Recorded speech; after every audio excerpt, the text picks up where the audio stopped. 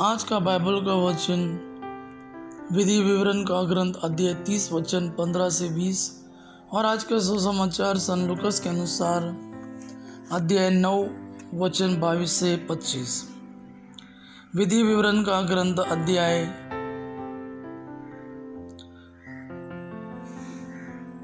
30 वचन 15 से 20। आज मैं तुम लोगों के सामने जीवन और मृत्यु, भलाई और बुराई दोनों रख रहा हूँ। तुम्हारे प्रभु ईश्वर की जो आज्ञाएं मैं आज तुम्हें दे रहा हूँ, यदि तुम उनका पालन करोगे, यदि तुम अपने प्रभु ईश्वर को प्यार करोगे, उसके मार्ग पर चलोगे और उसकी आज्ञाओं, विधियों तथा नियमों का पालन करोगे तो जीवित रहोगे, तुम्हारी संख्या बढ़ती जाएगी और जिस देश पर तुम अधिकार करने जा रहे हो उसमें प्रभु ईश्वर तुम्हें आशीर्वाद प्रदान करेगा। परंतु यदि तुम्हारा मन भटक जाएगा, यदि तुम नहीं सुनोगे और अन्य देवताओं की आराधना तथा सेवा के प्रलोभन में पड़ जाओगे, तो मैं आज तुम लोगों से कह देता हूँ कि तुम अवश्य ही नष्ट हो जाओगे और यरदन नदी पार कर जिस देश पर अधिकार करने जा रहे हो वहाँ तुम बहुत समय तक नहीं रहने पाओगे।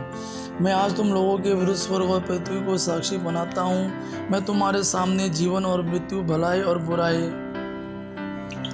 रख रहा हूँ। तुम लोग जीवन को चुन लो जिससे तुम और तुम्हारे वंशज जीवित रह सके। अपने प्रभु ईश्वर को प्यार करो, उसकी बात मानो और उसकी सेवा करते रहो, इसी में तुम्हारा जीवन है। और ऐसा करने से तुम बहुत समय तक उस देश में रह पाओगे जिसे प्रभु ने शपथ खाकर तुम्हारे पूर्वजों इब्राहिम, इसहाक और याकूब को देने की प्रतिज्ञा की है। आज का सुसमाचार सन लूकस के अनुसार अध्याय 9 वचन 22 से 25। उन्होंने अपने शिष्यों से कहा, मानव पुत्र को बहुत दुख उठाना होगा, नेताओं, महायाजकों और शास्त्रियों द्वारा ठुकराया जाना, मार डाला जाना और तीसरे दिन जी उठना होगा। इसके बाद ईसा ने सबों से कहा, जो मेरा अनुसरण करना चाहता है वह आत्मत्याग करे और प्रतिदिन अपना क्रूस उठाकर मेरे पीछे हो ले।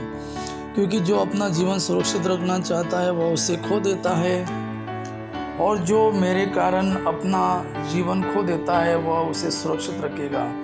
मनुष्य को इससे क्या लाभ यदि वह सारा संसार तो प्राप्त कर ले लेकिन अपना जीवित ही गंवा दे या अपना सर्वनाश कर ले।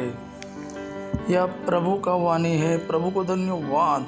आवा पिता के महिमा और पुत्र यीशु का प्रेम आप पर सदा सर्वदा बना रहे। आमीन।